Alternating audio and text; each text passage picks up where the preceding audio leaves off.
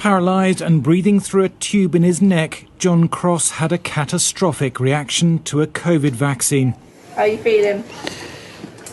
Doing a little rest? Probably. The jab had triggered a rare neurological complication. In hospital for 7 months, he got back on his feet but was left with permanent pain and numbness. Dad's face is just, you can hear his giggle in your head. Once a fun, fit dad, he came home weak and traumatised, and despite regular treatment to replace his blood plasma, he had several debilitating relapses. His doctors urged him to make a claim from the government scheme that compensates for damage caused by a range of vaccines, but it was rejected.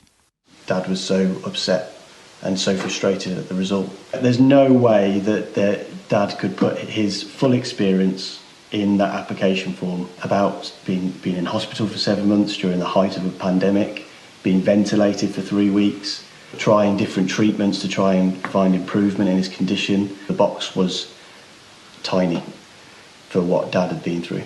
And family really important to John. Really, if you look at that picture there. The scheme's medical assessor agreed the vaccine had been the cause, but in their opinion, John wasn't disabled enough for a payout.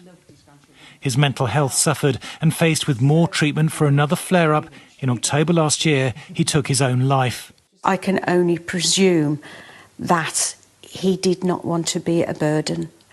I'm very angry that John went through enough with the illness and the recovery without going through the trauma of this bureaucracy.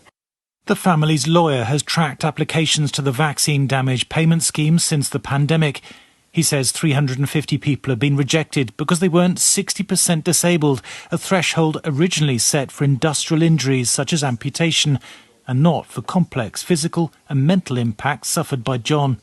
It does need to be overhauled because I feel that it's just comparing apples and pears all the time. There was 2 years delay in actually making even an initial decision. They didn't talk to him at all, they didn't examine him, they didn't listen to him, and then they rejected it in the most sort of high-handed and unfair manner, which really just, broke him psychologically. John, an NHS pharmacist, strongly believed there were significant errors in his assessment. His family wants proper accountability for what he went through and the vaccine scheme overhauled to make it fair and transparent. The Department of Health said the ongoing COVID inquiry will consider reform of the VDPS in hearings due to start next year.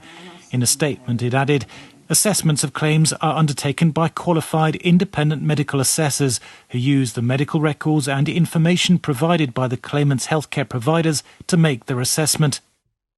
That's the last time I saw Dad alive. That was the last time, really. Yeah, because Little comfort to John's family. They feel the system let him down. He was our dad. He was a really wonderful man. And it's not just a story. The government, they need to hear it. Don't tell me how bad you feel for me or us. Don't send us your sympathies. Do something.